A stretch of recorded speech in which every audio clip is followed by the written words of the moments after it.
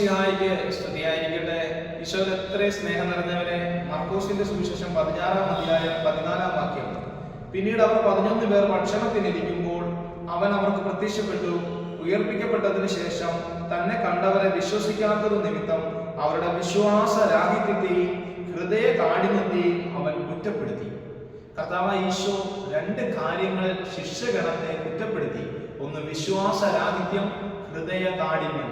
പ്രിയപ്പെട്ടവരെ, നിങ്ങളെയും എന്നെ നോക്കി കർത്താവായ ഈശോ ഈ 2 കാര്യങ്ങളിൽ കുറ്റപ്പെടുത്തുവാൻ ഇടയാകാതിരിക്കട്ടെ. ഹൃദയ കാഠിന്യമില്ലാതെയും ഉറച്ച വിശ്വാസത്തോടു കൂടിയും നമുക്ക് കർത്താവിനെ അനുധാവനം ചെയ്യാം.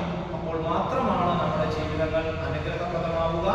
വിശ്വാസരാഹിത്യത്തിന്റെയും ഹൃദയ കാഠിന്യത്തിന്റെയും അവസ്ഥകൾ ജീവിതത്തിൽ നിന്ന് പൂർണ്ണമായി എടുത്തു മാറ്റപ്പെടുവാൻ നമുക്ക് ദൈവത്തോട് പ്രാർത്ഥിക്കാം. കർത്താവ് നമ്മെ എല്ലാവരെയും അനുഗ്രഹിക്കട്ടെ. ആമേൻ.